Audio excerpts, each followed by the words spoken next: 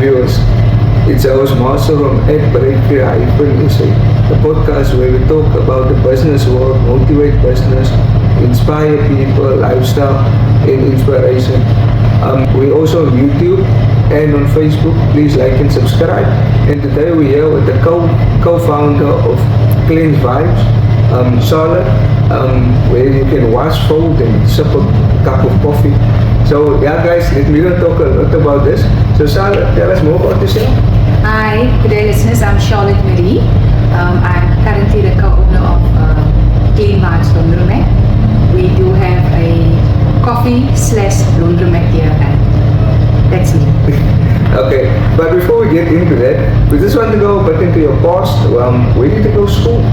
Okay, so I grew up in Atlantis, and I started my school career primary in Avondale and till grade 2, like the old sub A, sub B. So grade 2, and from grade 3 onwards, I went to career primary school, and from there it was to Proteus secondary school. From there, straight over to a company called SA5 Worsted that do textile, yarn. And then I had this desire to do something different and provide for my family, and I jumped and go into Metro Police, the old city police that went into Metro Police. Stayed there for 22 years, and then the bug hits me, and I wanted to be a owner of a business. I always wanted to be my own boss, and yeah, that's where it started. So after matric, did you ever feel like to study further? I know you went to Metro Police now. Did you ever have a chance to study further? Or? Yes, I did some short courses at first. Like that time, think about it, 1994, it was computers just came out, so it was a hype. We all do computer IT courses. Yeah, and then what else did I do? I did, I work in the dispatch department, so I did some dispatch courses there. And then I started Metro Police, and I did my official training, where I also did my study towards my further studies there in Metro Police as a policing officer. So in the time when you were working a 9 to 5, take us through how it did feel for you. Was it getting to be a police officer? Yeah, it is totally different to what I was in the private sector. In the private sector, I worked shifts, 12-hour shifts, yarn, and I was still, like I said, a youngster at the time. So it was a 12-hour shift doing yarn, and then when I went into Metro Police, it was a different type of work. It was shift, and it still starts at 8-hour shift, and from there it went on to 12-hour shift. I worked my way through the ranks there. I first became a constable, and then after 4 or 5 years I became a sergeant, and then after 11 years I became a superintendent, like the old policing name, they say lieutenant colonel. So yeah, I stayed there for about 12 years in that rank. So like going to school? Yeah, 12 years in the rank as a superintendent, and then I took the lead. Take that. Was there any, like, normally in any work there's normally worst days where everything just went wrong? If you can think about that, is there a specific story you can tell our viewers? So I started out in the administrative field of Metro Police, where I did the firearms and like I call the rig bell, get all that stuff done, and then I started operation, where you go out on the road and do actual policing work. Sometimes people think Metro Police is just about traffic, but it's actually there's a face of policing also. I found myself ended up in the go-to unit, what they call the tactical response unit. I became the commander there. And if you look at tactical response unit at the time when I was working there, they are the go-to people when everything goes wrong in the city of Cape Town. They call, and yeah, it was an exciting experience for me, working in different red zones area. And yeah, I enjoyed every minute of it, and it's still exhilarating because I took the lead because I wanted the desire. Like, you have that desire and you have to quench it. I took that lead, but I still have that Fear. I still have that excitement when I talk about Metro Police, you would say, because I love being a police officer. I love being out on the road. I love working amongst the danger zone. In the red. So you weren't fearful of danger zones. Actually, I think I grew up with that. I was a believe it or not, I was a fighting person. Oh, I always protected my street sisters. fighter. Yeah, I think I like being a protector. I'm the oldest of 5 sisters, so if my sister would come to school and say this one bullied her, lo and behold, I was there because I'm the oldest sister. Like you black the out on and go on. Yeah, and I think I lived myself out in Metropolis, and the people that I worked with was also not a type of fear people around me. So I think we just fuel from each other. We feed from each other also, and yeah, I enjoyed the only experience that I always bring down to one day working in one of the areas, and I don't want to call the name because it's one of the Cape Coast areas very notorious for gangs and drugs and stuff. And we were working that evening, like you normally go for searching for drugs and stuff, and the dogs pick up the scent of drugs. And look, I'm telling you, we went through that house from pillar to post, and the dog keep picking up the smell. And there was this young lady standing there with a baby in the arm, and that was the things that stuck out for me forever. I always talk about it. And one of the colleagues opened the nappy, and there was the Wow. a nice place to hide. But that was just one of the experiences that I always come back on. There's a lot more. There was worse days, yeah. You get thrown by stones. You get shot at. It was nice. So it was a nice part of my life. I won't regret that. So, when was it, like you said you were 12 years?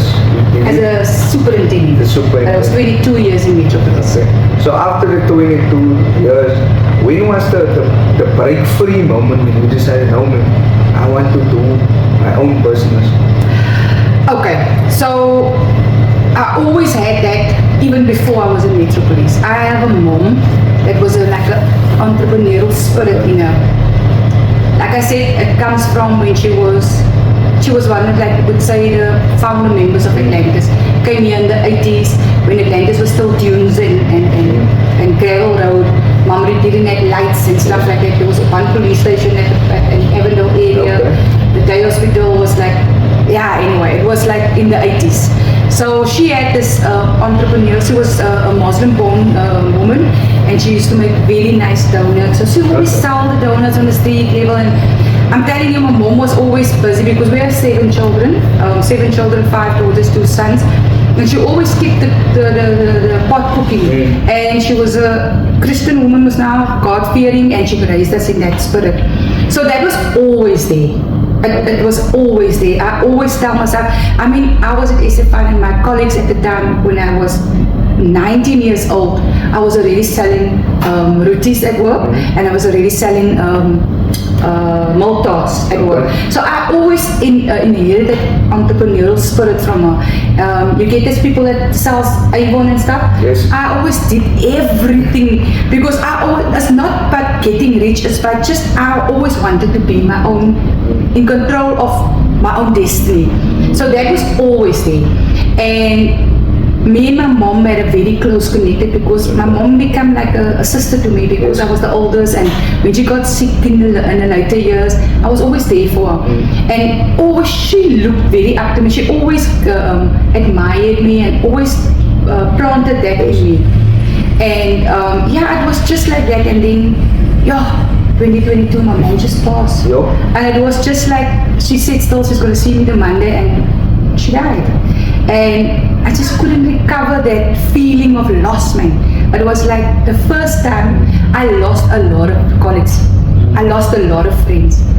But losing your mother, it just brings you back to a different level of finite, man. You really understand the level of death now. So yeah, I always say to the person, no one prepares you, that you see from the birth till the very moment that you're there, you feel your mom's touch, you feel everything on that.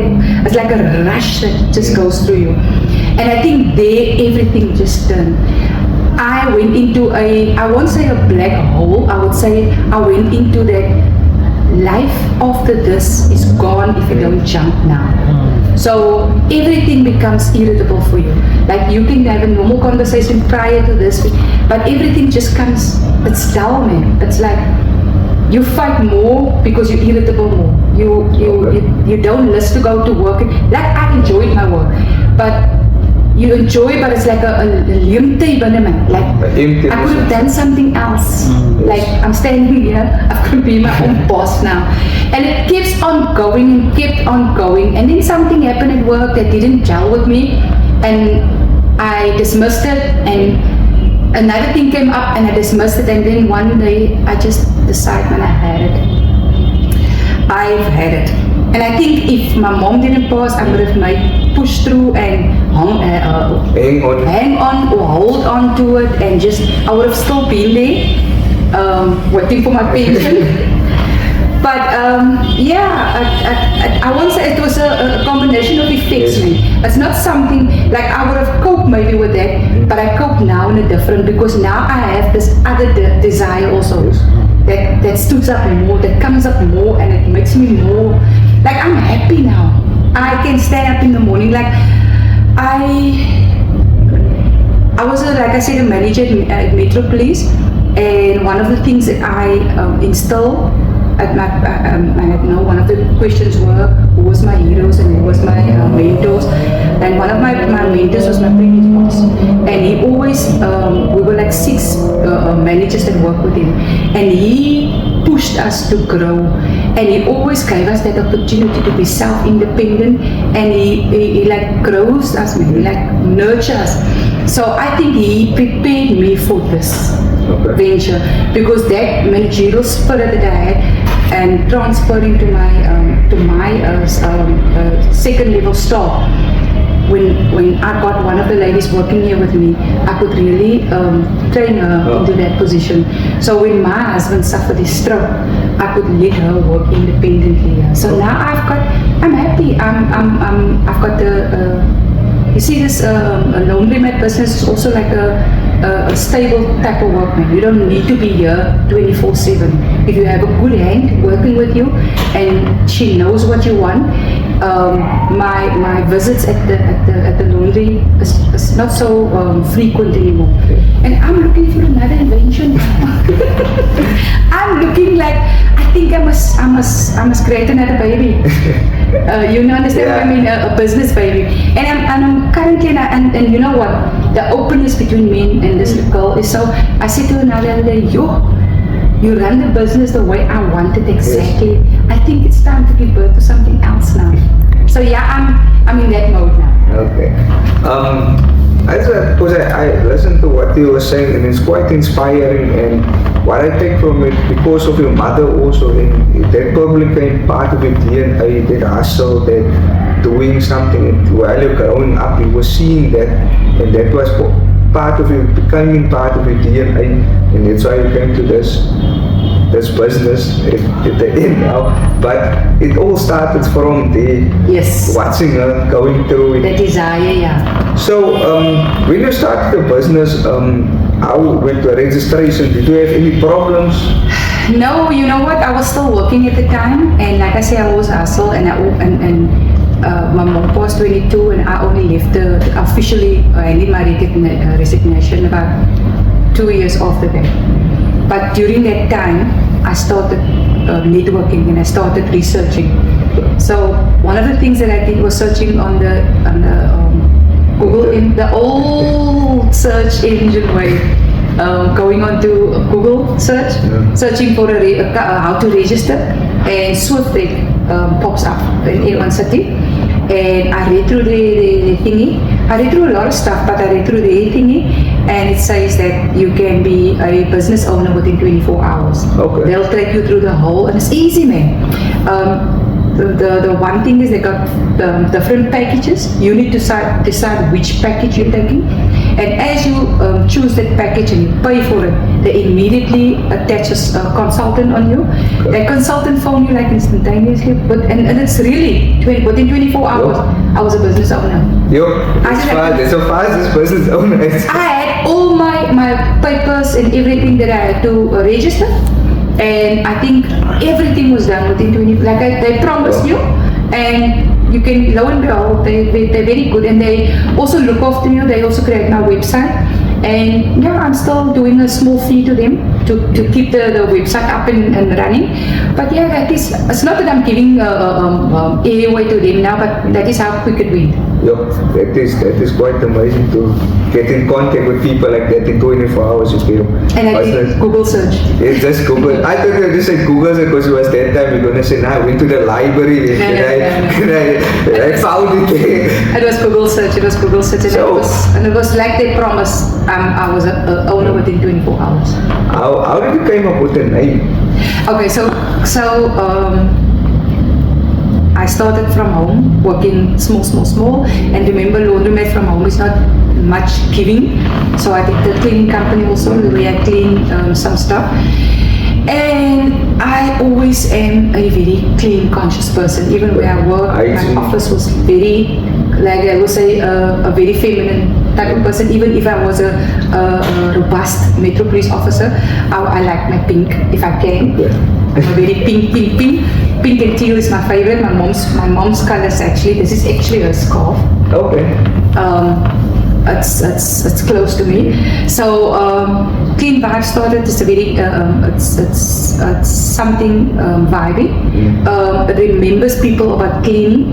There is a company currently registered as Cleen Vibez, CLEA. Oh, I see. That's why I put with the S at the back. Okay. So I wanted Cleen Vibez with everything in me because I love the vibing thing of it, and I just changed the E and then I put the Z at the back. Oh, okay. So just give it a remembering thing, and I didn't want the laundromat to have that just say laundromat.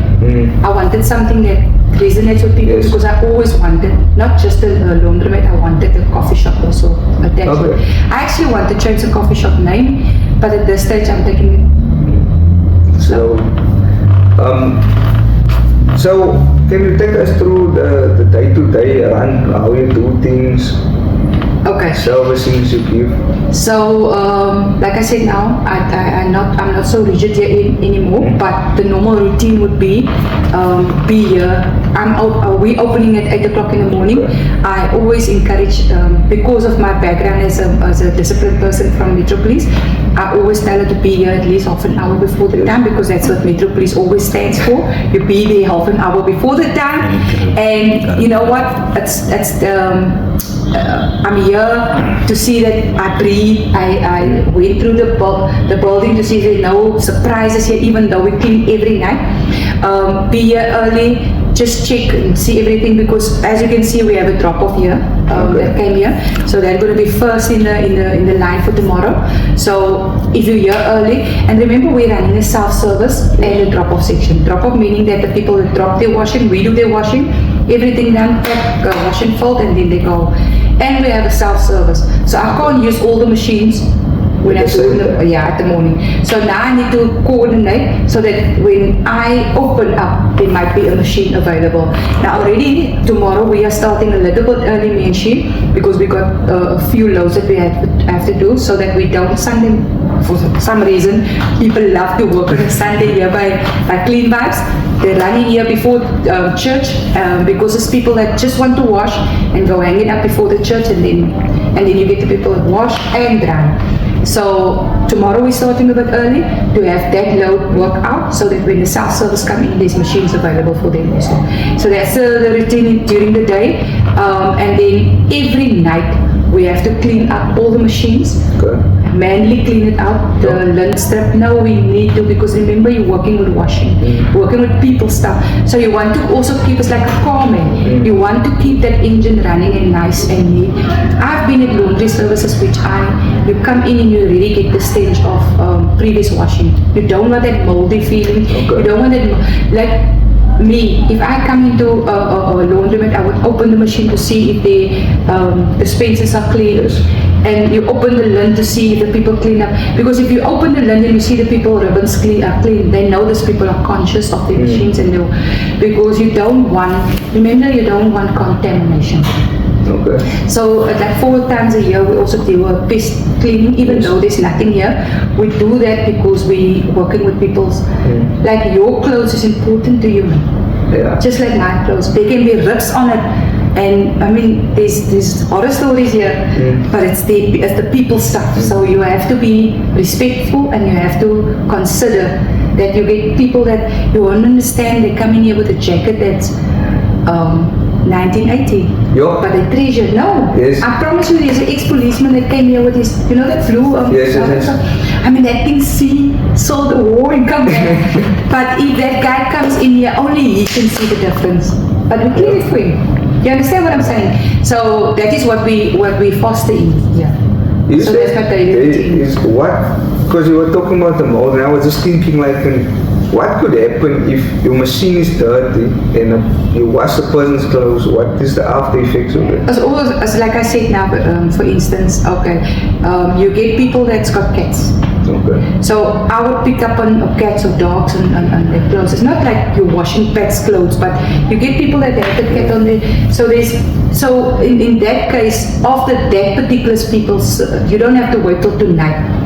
They already are doing a rinse on them, so that whatever contamination, so that hair that might went into the drain and stuff, don't contaminate into your clothes. That's what I'm talking about.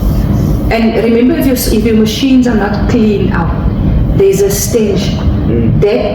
It's like you put the fresh clothes into a dirt bin, man. Yes. It will contaminate them. So that's why we keep the stuff clean. We do a rinse regularly on the machine, so that the machine stays clean. Okay. It's quite interesting. I didn't know about the washing, because I don't know by washing myself.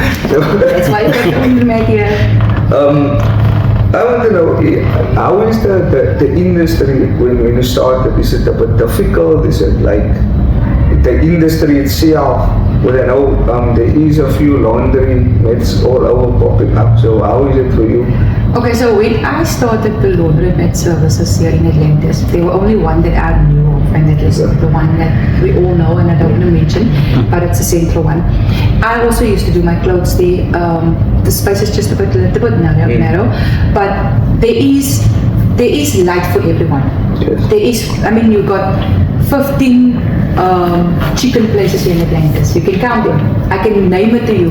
And if you walk to one of that kitchen places, the people that sells chicken places now, you see a queue. So people are there for, the business is there for everyone. Yes. And people have a choice. So yes, I don't believe that we're in competition with anyone else here. It's only when I started opening here, I see they popped up more laundromat. I'm happy. Even if during winter we were full, we were like literally full, where we had to send people away because the mall hours is not 24 hours. So I could Google search and ask the people, why don't you make use of these people, make use of that people, because the other laundromat is also full and stuff like that. So for me, I'm not afraid to lose. There's life for everyone. Or to so give a helping hand to like you see previously now, I'm a helper, I'm a protector, I'm like that. So I believe if I help another person, the person will help back to me also. That's just how the universe works. So yes, the job was very daunting. Starting off with my co-owner, it was daunting and it was difficult because remember, I come from an environment, yes, where I did the same managerial functions, but it was not my money that I worked with. It was a never-ending flow of resources. Now I have to come up with ways to surplus my resources. Remember, detergent, all the stuff is expensive. So now I have to work and generate all that stuff on my own. So yes, it's a difficult and still I'm climbing the trees. But I'm a year old and I'm grateful and thankful for the Lord for 1 year. So that's your first year? My first year. Yeah, it's the same like us. This is our first year with the podcast as well. See, and we're helping each other. Did you ever think, because I know in the washing industry there's also how can I say it now, a heavy duty wash where they deal with people who work in factories. Did you ever think of going into that side of the business? Yes, remember this is all commercial machines.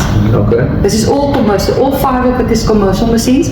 And remember the industry requires commercial washers. Mine is a little bit smaller, but the idea is that I would love to have one or two monsters where the machine is bigger and it can do multiple tasks at once. Oh, okay. So, but we'll get there. And yeah, I went and literally walked through the industry here at the back, sent in my, I was now on a contending for my contract. Unfortunately, I didn't make it. A more established one, longer years, won the contract. But I had good strides. I took a lot of good things from it, and I'm not going to stop putting my fingers out there and work for it. Yeah, you have to work to your bone for this stuff. Yes. And I mean, you have to. Some people think that if you're a business owner, you're there. No, you literally have to be on your knees, scrubbing the floors the whole time, rechecking the whole time, see where the whole time where things. It's not like when I used to be there, I could just swoop in and be the manager. Yeah, I have to work to come here. Yeah, exactly. Like you said, you can say it's a different ballgame because Totally different. when you at work, which is not a bad thing to work, some people like work, but some people also feel like, no, I want to do my own thing, but with the own thing it's a bit harder because there's no one backing you to work, there's someone who's paying the salary now, you need to work something out to get your salary. That is also, that's a two different. It's like you say now, the difference between going to work is, and I'm not disrespecting anyone, it's like a shoulder, you just have to fall in. You just have to do, you can just be loyal, you can work hard, but you still have to adhere to another person's views. Yes. Like if that person tell you, even if I was a manager, but the day when the bigger boss tell me, no, you can't make a decision like that. You understand what I'm saying? And I know it's going to work.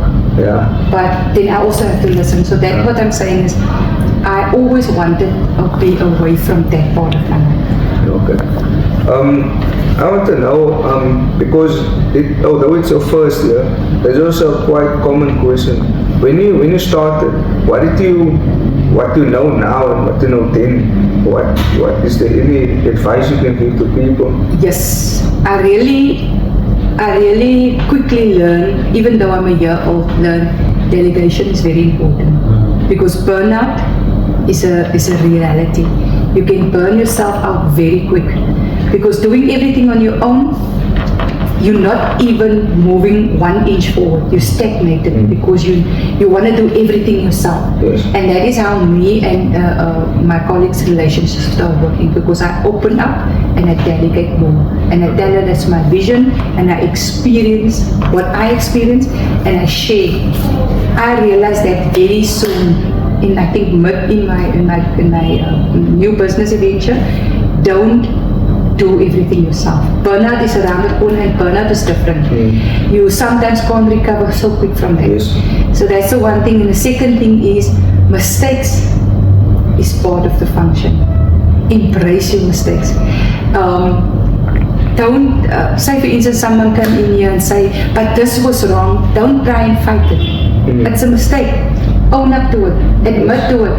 I noticed that the community, they want responsibility from your side. So if you're gonna say, but I didn't do this, even knowing well that there's a loss somewhere. I've run a few losses and I admit to it, and now the best of clients, the customers come back. So that is the one thing. Failure is, you must make it part of your living. Accept it, embrace it, learn from it, and take it as part of your. That is my two things that I can say that I learned. Like you must take responsibility, and that shows your client was okay. Now this is the right person. I want to come back because this person own up to what I said. And you listen also because you get bosses.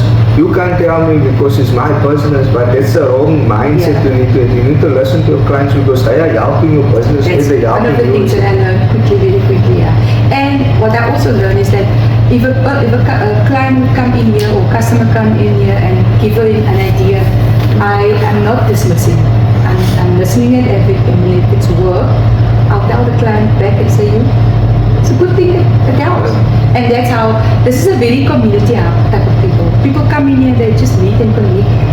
Sometimes I just sit there and I'm amazed how people, that haven't seen each other for 10 years meet each other here.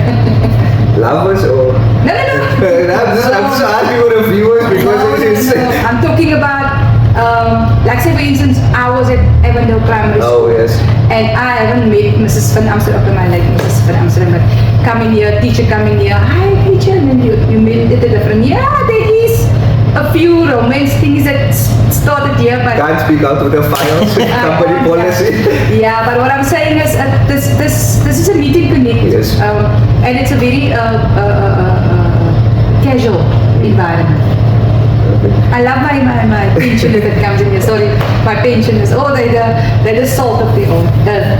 They tell you stories when they. Yo, and sometimes even if I come to work just to start working and it just a blue day, man, a blue day. They're brighten up your day because they got the most wonderful life stories and experiences ever. The thing is also, what is your? Because I know most people start, especially when you're a business, like your work balance. And how do you handle that? Okay, so like I said now, I've been here every day up until the burnout point, like I say, and then I learned to embrace. So in the morning, we have a coffee traffic run in the morning. I'm not sure I was going to be working out in the summer period, but coming up from April already, Yes. this place was flooded, especially because we're not only selling your beans coffee, the most expensive coffee, we also make a nice coffee cappuccino. 10 rand special for your taxi drivers, your taxi cars, your people that works around the mall, and these people that they can't afford the expensive cup of coffee, and they will come and ask me. That one for coffee, we make it in a 15 rand cup for them, and the other small one 10 rand. And the 10 rand one is the one that sells in the morning, very quick, and it's cold morning. So from 8 o'clock till about 11 o'clock, coffee, you can't move. So that's why we have to be 2 here in the morning. She runs the laundry, I do the coffee side. I'm a qualified barista also. I'm qualified. Now I do, I'm like that, I'm studying for my stuff when I do, when I did my research, I wasn't sure how to get the barista, so I picked my courses. Okay. I was already a Metro Police officer and a qualified barista also. So, and then I started learning, 2 years of work, coffee, and then, yeah, that is how I work. And sometimes when I can't be here, because I do have a patient at home, I get somebody else to help in between. But then but mostly my personal assistant is here every time and she manages the placements now. So yeah, that is how I balance, and I nowadays I'm taking every Tuesday off. Yes. Every Tuesday off, that's my rest day. And every other day in between if I can. That is actually good. You must take off to regenerate And to reboot. and rest a bit. Yeah, and then she takes every second weekend off. Oh, okay. Yeah. You say that like what motivates and inspires you to do this? Like I said, my mom, she was my big motivator. But then being a community person, being an ex-police officer, you work with the community.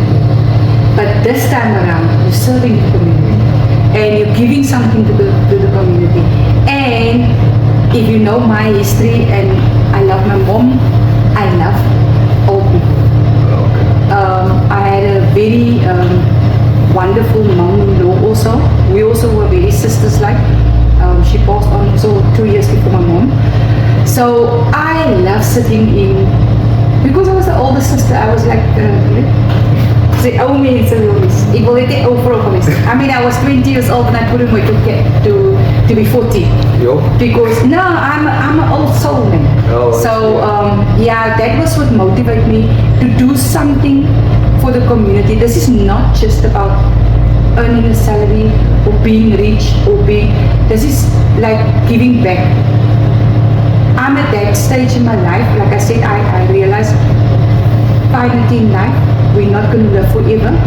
I want to do something that sits with me, that gets me slow to doing my own thing. The rest I mean, when you get to 50 or 55 or 60, you don't want to be that time come to a private industry and your knees can't work and stuff like that anymore. You understand what I'm saying? I wanted to do it while I'm still have the spirit for it and then start relaxing into easing into that role. And it's not about driving the fastest cars, it's just about being relevant in the community and doing something. You said one of your role models was your Boss, yeah. boss, yeah. Yeah. Is there any other role models that My you have? dad. Your dad. My dad, like I said, with 7 children, 5 daughters, and he was the driving force behind the discipline. Now, my mom was a soft person, raised us firmly in the church, but my dad was the disciplined person, and he kept us rigid in that. He learned us how to push ourselves, and I mean, a father raising 5 daughters I must tell you, I grew up for 7 years in Tura. Okay. And if you have 7 children in one flat with one door, you must understand how do you keep their children in a disciplined environment. I admire my dad for that. And none of his 7 children are ill-disciplined. We're all structured. My older brother's in the police, I was in the police, my sister's in the one is a business manager here at Full House also. So he really instilled in us values, character and determination to push us. And what I always liked about my dad, he had so much respect for my mom. And for us, none of his daughters are like I would say on the wayside, because we always wanted to look for someone that's so strong. And we know our value because he imprinted that in us. We need to be respected, we need to be looked after, and we need to be that type of person that can be self-independent. Just tell me, if there is any famous person, or any person, yeah, you can say any famous person, to clean their clothes, who would it be? That will be for Bill Gates. Bill Gates? Okay. I since I was younger, I always read up on his stories, and lo and behold, I met him in just after the COVID season when he came to play tennis here. Okay. He didn't meet me, I met him because I was one of the escort units. Oh. And I mean, I saw that man like 5 yards in front of me. Very humble, very neat, and the one thing, he was so calm, and he built an empire. He was one of the most richest person in the world at the time. Okay, he dropped a few ranks, but that doesn't take anything away from him. So yeah, if anything, Paul Gates, if you're listening, come wash your clothes here. Maybe one day he will send it, or by the previous company, he will probably send Yeah, I admire his entrepreneurial spirit. Yes. I mean, he started very small and build I mean, his empire. Yeah, build his empire from there. That was way before Takealot even existed, and all the other things. I mean, computers these days, you can't even. It's like the Michael Jacksons from the music industry. Yeah, you can do a new song, but it started off somewhere. So even the phones and the technology we had, it started off with computerized. And yeah. If you listen, come wash your clothes. If you're still alive at the time. The other question is also, you said you have some future plans. We don't have to go into deep it, but we are a year old. I wish to see that I could have bigger, better. Okay, this is from the state-of-the-art machines. This is nice monsters. I wish you could see it. They are very good. So commercial machines, but they are the smaller version to what I actually want. I would love to have a one stop where there's this new program that I also watch after we open up here, and I would love to come to that level where you come into the laundromat, you punch in you weigh your stuff, you punch in all your details, and the computer decides for you what machines to use because of your weight and what you're going to do on that machines. So I would love to have something, a self-help service like that in the community. I would love that. I mean, Atlantis will be so exciting. No? Yeah. That, and then I would love to have that on my own premises on a 24-hour cycle. Low maintenance on it, but it will be exhilarating. And remember, I would love to have the coffee hub in the midst of everything. So if you come in 2 o'clock in the evening, want to wash your washing, you'll have your coffee, you can watch TV because you can see we have a TV here. And I would, this on a bigger scale, same hub, same community experience, safe, security environment. So yeah, that is what I would love to in the next 4 to 5 years. I would love to source more funding for it. I would love to start the project and get more resources in. We would love to have our own delivery vehicle. Currently, I'm using my own private vehicle in between. But I would love to employ more people and provide a source of income for other people also. So that is what I'm looking forward to do in Atlantis. And like I said, it's not just about me. It's not about getting rich. I'm already almost 50 years old. So for me, it's about relaxing now and do something meaningful in the community. And yeah, we're coming down to the last question where we just want to tell you to what words can you give to motivate the viewers and also you? First and foremost, believe in yourself. Believe in your capabilities. Believe in your dream. Whether it's small, dream big. Take the leap. You have to believe in yourself first. It's like an old psychologist would say, if you don't heal yourself, you are unable to look after another person. So if you don't believe in yourself, you won't be able to take a leap in whatever direction you actually want to go. That is the one thing. The secondly is that when you make a statement, own up to it. Like, I want to do this, own up to it, work towards it. You can't start something and expect other people to work it for you. It's not going to be the same. If I didn't when I got this building, there was next to nothingness here. I had to scrub the floors to clean it. I have to work everything from corner to whatever. So when I come in by that door, I know exactly what's in this corner to back. I know exactly what works. Educate yourself. Don't jump into something. Research it first and see what you'll be able to. And remember, nothing is too big. It's like I say, eat the elephant. Stukje for stukje. So yeah, that will be first and foremost. Learn from your experience. Learn from your mistakes and enjoy. Like, if I'm a business owner today, I need to enjoy what I'm doing. If I come here misled and miserable the venture won't get anywhere because I'm constantly negative, I'm constantly sulking. Things don't happen in one day. You have to suffer a few losses to get one win. Unfortunately, it's like that. You can't win from the get-go. You can pump as much things in if that cup doesn't want to stand up straight, like I said now, a simple tip that I have to do, I have to test it before I can produce it to you or present it to you, I would say. So yeah, that is one of the things I would say. Keep motivating yourself, believe in yourself, think big, dream big, and nothing in this world is too small for you to achieve. It's wonderful. But yeah, I have a love for working with people, for being with people, and doing what I'm doing. Beautiful. So, yes, viewers, and now it comes down to the end of the show. And yeah, guys, Cleen Vibez, come please and support. We're going to put the details down for you. There is on Atlantis Center. So yeah, guys, come watch, take a coffee, take a breather, sip, chill. And yeah, guys, see you in the next episode.